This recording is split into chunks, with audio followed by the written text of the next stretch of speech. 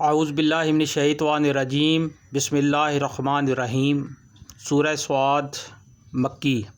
اے نبی صلی اللہ علیہ وآلہ وسلم ان سے کہو میں تو بس خبردار کر دینے والا ہوں، کوئی حقیقی معبود نہیں مگر اللہ جو یکتا ہے، سب پر غالب، آسمانوں اور زمین کا مالک اور ان ساری چیزوں کا مالک جو ان کے درمیان ہیں،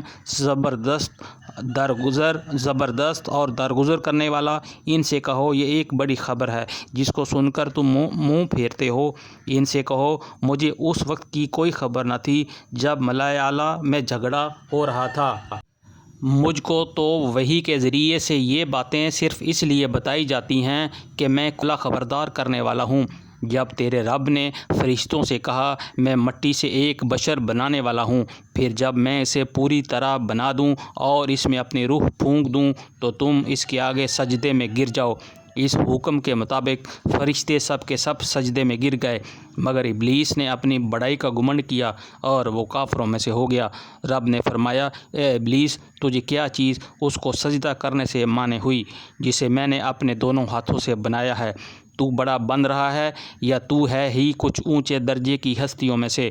اس نے جواب دیا میں اس سے بہتر ہوں، آپ نے مجھ کو آگ سے پیدا کیا ہے اور اس کو مٹی سے۔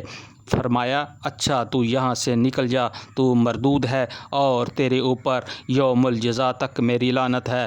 وہ بولا اے میرے رب یہ بات ہے تو پھر اس وقت تک کے لیے مجھے مہلت دے دے جب یہ لوگ دوبارہ اٹھائے جائیں گے۔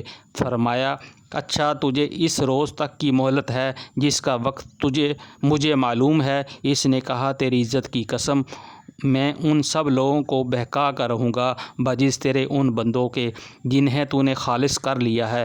فرمایا تو حق یہ ہے کہ میں حق ہی کہا کرتا ہوں کہ میں جہنم کو تجھ سے اور ان سب لوگوں سے بھر دوں گا جو ان انسانوں میں سے تیری پیروی کریں گے۔ اے نبی صلی اللہ علیہ وآلہ وسلم ان سے کہہ دو کہ میں اس تبلیغ پر تم سے کوئی اجر نہیں مانگتا اور نہ میں بناوٹی لوگوں میں سے ہوں۔ یہ تو ایک نصیحت ہے تمام جہان والوں کے لیے، اور تھوڑی مدت ہی گزرے گی کہ تمہیں اس کا حال خود معلوم ہو جائے گا۔ صدق اللہ العظیم۔